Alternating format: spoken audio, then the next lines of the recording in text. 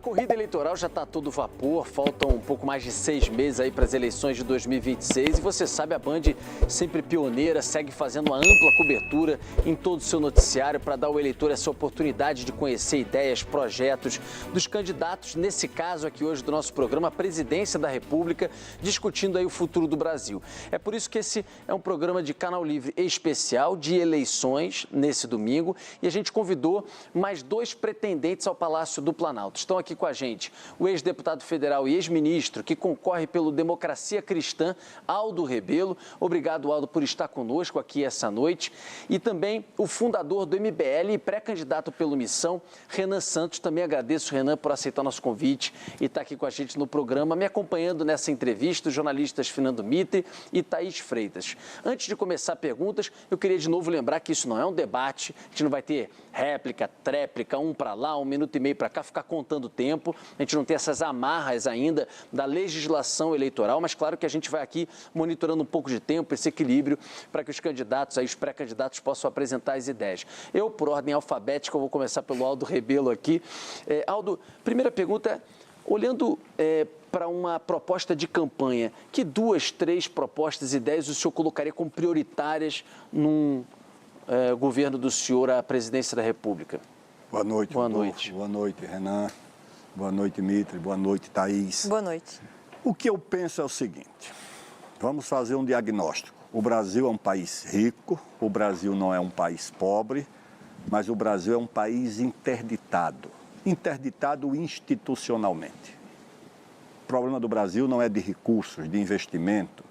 O problema do Brasil é um bloqueio institucional. O Brasil é bloqueado pelas instituições e pelas corporações, Ministério Público, IBAMA, FUNAI, ICMBio, Ministério do Meio Ambiente, Juizado de Primeiro Grau. É uma sucessão de bloqueios que param o país. E esse diagnóstico já traz a solução. É você desinterditar o Brasil a partir do enfrentamento da primeira corporação a interditar o país, que é o Supremo Tribunal Federal. Nós temos uma ferrovia parada há 6 anos por uma decisão monocrática de um juiz do Supremo que provavelmente nem saiba onde fica essa ferrovia, que é a Ferrogrão, lá de Sinop até Miritituba. Então você tem que remover esses bloqueios. Você tem que criar uma autoridade única de licenciamento no país e substituir essa série de instituições que podem parar o país. Você tem que tirar do IBAMA o poder de demarcar a unidade de conservação. Você tem que tirar da FUNAI o poder de demarcar a terra indígena. Eles podem continuar fazendo os seus pareceres. Agora, outra autoridade vai ter que tomar essa decisão porque essas corporações não têm demonstrado equilíbrio para tomar essas posições. Então, em resumo, é o Brasil rico, que tem a maior fronteira mineral do mundo, que tem a maior fronteira de energia do mundo, que tem a maior fronteira de biodiversidade do mundo, que tem a maior fronteira de agropecuária e de agroindústria do mundo, para falar em 4 fronteiras. O Brasil é um país olhado com ambição, como as terras raras, por exemplo, que interessam ao americano, ao chinês, à Alemanha, a todo mundo. E o Brasil, se desinterditado, ele vai ter, sim, grande possibilidade de enfrentar o problema dos juros, de criar um fundo soberano de terras raras e minerais estratégicos, de criar títulos lastreados em terras raras e minérios estratégicos, de começar a reverter a curva da relação dívida-PIB e dos próprios juros. Então o Brasil tem para onde ir. Basta desinterditar o Brasil. Antes do Mitre e da Thaís, Renan, deixa eu também fazer uma pergunta. É a sua primeira vez aqui, o Aldo já esteve em outros programas com a gente. Queria que você falasse quem é Renan Santos, se apresentasse também para o público que ainda não te conhece, mas também, de certa forma, que propostas também, 2, 3 prioritárias que colocaria à mesa? Bom, de fato, é a minha primeira vez aqui. Queria agradecer a Band, agradecer todo o time presente, agradecer ao Aldo. Bom, meu nome é Renan Santos, tenho 42 anos, nasci em São Paulo, sou de uma família de classe média, sou um dos fundadores do Movimento Brasil Livre, participei das manifestações que redundaram na queda da Dilma Rousseff, lutei, à época, pelo apoio à Operação Lava Jato, que depois foi demonstrada, vamos dizer, como uma operação útil no combate à corrupção, mas que foi desmontada a posteriori pelo senhor Jair Bolsonaro, sua família e o STF. com base na luta que nós tivemos, não só contra a corrupção, mas na luta por um Brasil mais livre, um Brasil em que trabalhar e produzir, em que andar na rua livre do crime organizado deveria ser uma premissa. Eu entendi que nós não deveríamos ser apenas um movimento, mas sermos também um partido político. Com base nisso, fundamos um partido Missão, o último e mais jovem partido, fundado agora no final do ano passado.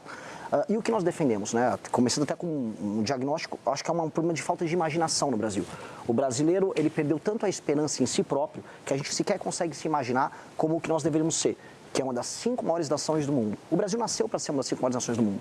E o objetivo nosso, até por isso o nome do nosso partido é Missão, é em 30 anos colocar o Brasil na mesa com China, Rússia, Estados Unidos e Índia, determinando o que é importante no mundo. Nós temos território, nós temos população, nós temos recursos, e o que nos falta na prática é imaginação. E aí as propostas dentro dessa imaginação: devolver o território do brasileiro aos brasileiros, retirar o crime organizado das áreas que ele hoje ocupa, fazer uma reforma fiscal acompanhada de uma reforma de competitividade para permitir que empresas se instalem no Brasil e que o brasileiro tenha a possibilidade de ganhar dinheiro, gerar empregos de maneira livre. Fazer uma reforma, que eu chamo de lei de responsabilidade gerencial, que torne os prefeitos, de fato, amigos de políticas públicas que funcionem e não como meros administradores de emenda, como acontece em todo o Brasil e mantém regiões inteiras do Brasil. Eu visitei o Maranhão para ver isso, como um lugar que trata o povo como animal, administra emenda apenas para fazer desvio, mantendo um IDH baixíssimo. Então, esses desafios, esses 3 que eu elenquei, são os desafios que o mandato nosso, caso aconteça, vai mudar o destino do Brasil. A gente pode colocar aí uma questão específica e concreta e muito grave, que é a questão fiscal. A pergunta que eu faço aos dois é exatamente essa: que passos podem ser dados visando uma disciplina fiscal que permita que os juros comecem a cair? Porque o Brasil vive esse drama, as empresas vivem isso, os consumidores estão endividados. Por quê? Tem o juro e atrás do juro tem a questão fiscal. Que posições objetivas os senhores têm para combater objetivamente isso? Eu começo, Aldo? Eu acho que a gente tem que começar com uma reforma fiscal na área da despesa. Nós temos, a experiência internacional mostra que o controle de gastos no longo prazo, ele cria regimes fiscais mais funcionais e que conseguem segurar a curva da dívida. O nosso deputado federal, Ken Kataguiri, ele produziu uma PEC junto com os deputados que faz um controle justamente dessas despesas e que é muito enfática e é muito rígida. Essa reforma, ela endereça não só privilégio do judiciário, mas endereça questões como, por exemplo, indexações que envolvem BPC e aposentadoria, renúncias fiscais de lobbies poderosíssimos. Essas renúncias fiscais têm um impacto fiscal gigantesco. Ela endereça questões que envolvem a reforma da Previdência e certos privilégios que existem dentro do regime previdenciário brasileiro e que, caso passe, uma expectativa de em 10 anos você ter uma economia na casa dos 3,3 trilhões. Lógico que todo o Brasil, toda reforma tem algum tipo de mitigação, né? Mas se a gente falar em 3,3 trilhões, a gente fala num controle, nessa curva galopante da dívida que a gente tem, e aí a gente passa a falar em redução de taxa de Selic, maior espaço discricionário para investimento por parte da Presidência da República, que hoje não tem basicamente espaço para investir, para gastar, e aí sim a gente começa a falar de juros que fazem com que o empreendedor e o cidadão possam, investir mais na produção e o outro construir mais. E aí a gente começa a endereçar outros problemas brasileiros importantes. Aldo. O país vive aquilo que os economistas chamam de voo de galinha, que é o voo curto e o voo baixo. O atual governo tem 2 políticas econômicas. Uma é aumentar a despesa e a outra é aumentar imposto para pagar despesa em ano eleitoral. Política de crescimento o governo não tem. O país tem crescimento sofrível, porque não tem como um país crescer com taxa de juros de 15%, que é a taxa oficial, a taxa real no banco é mais do que 20%. E com uma relação de investimento do PIB de 16% do PIB. Você olha para a China, é 3% de juros e 40% de taxa de investimento. Eu acho que o Brasil tem como reduzir despesa, e é preciso reduzir. Não é fácil, porque agora o Supremo acabou de dizer que o teto do judiciário é de 76 ou 78 mil reais, com a antecipação de quinquênio e outros benefícios para o judiciário. Então, eu creio, diferente do que acha o Renan, que o primeiro passo é fazer o ajuste pela receita. O país começar a crescer, remover os obstáculos ao crescimento do país, remover os obstáculos criados pelo Supremo, criados pelo Ministério Público, criados pelo IBAMA, criados pela FUNAI, criados pelo juiz de primeiro grau. Você olha num país que a Vale do Rio Doce tem 70 bilhões de reais autorizados de investimento esperando licenciamento. Outras empresas privadas têm 300 bilhões esperando licenciamento.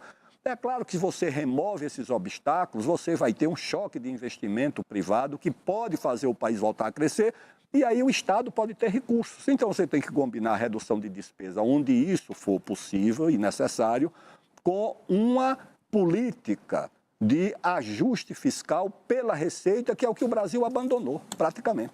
Queria fazer uma pergunta política para os dois pré-candidatos que estão aqui sobre estratégia de crescimento. Hoje, pelas pesquisas, nós temos dois candidatos que dominam a intenção de voto, Lula e Flávio Bolsonaro. Então, queria ouvir de vocês qual é a estratégia que vocês têm de crescimento e aí você mais específica. Perguntar para o Renan como você espera roubar votos mais à direita de Flávio Bolsonaro, já que me parece que para o eleitor do PT é um pouco mais difícil entrar. E para o ex-ministro Aldo Rebelo, pedir para o senhor começar respondendo, o senhor teve a sua carreira política ligada à esquerda e ao PCdoB. Em que momento o senhor se desencantou com a esquerda e como hoje o senhor vai se posicionar para tentar melhorar a sua intenção de voto? O senhor acha que o senhor pode conquistar pessoas que, como o senhor, se desencantaram com a esquerda? O senhor acha que o senhor tem entrada na direita? Queria ter essa leitura. Eu creio, Thaís, que dividir o país artificialmente entre esquerda e direita não explica o Brasil. Você tem que ter uma agenda para o país. E a agenda para o país não é uma agenda de esquerda ou de direita, é uma agenda que leve o país ao desenvolvimento, ao crescimento, à remoção desses obstáculos. Além do que, o país está, de certa forma, exausto pela disputa de caráter ideológico que não explica nada para o Brasil, apenas beneficia os grupos que acham que pode sobreviver desse tipo de disputa. Então, o que eu tenho é uma agenda para o Brasil, essa agenda interessa ao investidor, ao empresário, interessa à classe média, interessa ao trabalhador, porque o desenvolvimento interessa a todo mundo. O Brasil, na verdade, ele tem problemas que unem o país. A segurança pública atinge todo mundo, o preço agora da gasolina por causa da guerra atinge todo mundo, no supermercado atinge todo mundo. Por que é que a solução também não pode atingir todo mundo e alcançar todo mundo? Eu acho que a solução começa por você abrir o país para o investimento, para a retomada do crescimento e criar no país um sopro de esperança, porque a esperança é uma força mobilizadora, disciplinadora que o Brasil está perdendo. Então, eu não vou dirigir a minha campanha para resolver esse dilema de ser de esquerda ou de direita. Eu vou dirigir a minha campanha com um caminho que possa unir o Brasil em torno das soluções que retomem a esperança e o crescimento do nosso país. E você, Renan? Eu vou começando a responder a tua pergunta. Eu não vou partir, e não estamos fazendo isso, da premissa que eu preciso ficar preso a buscar eleitores da família Bolsonaro. Essa estratégia eu deixo para o Zema, eu deixo para o Caiado, que estão fazendo demonstrações públicas de que eles gostam muito do Bolsonaro. O Caiado disse, inclusive, que a primeira coisa que ele vai fazer como presidente é beneficiar os Bolsonaro. E, basicamente, parte da campanha deles... Você diz a anistia? Anistia. Não, a primeira coisa que eu vou fazer como presidente é anistia. Você faria, se eleito? Dosimetria, não anistia. Tá. Dosimetria, que é o que nós votamos favoravelmente no Congresso, mas não anistia. Aquelas pessoas, inclusive, Bolsonaro cometeram crimes. A gente pode discutir os vícios formais envolvidos ali, mas houve cometimento de crime. E eu sempre digo para os bolsonaristas, se fosse o MST a invadir os prédios públicos, o que eles diriam? Eles pediriam anistia para aquelas pessoas? Crime é crime, não importa se você está de vermelho ou se você está de amarelo. Tá?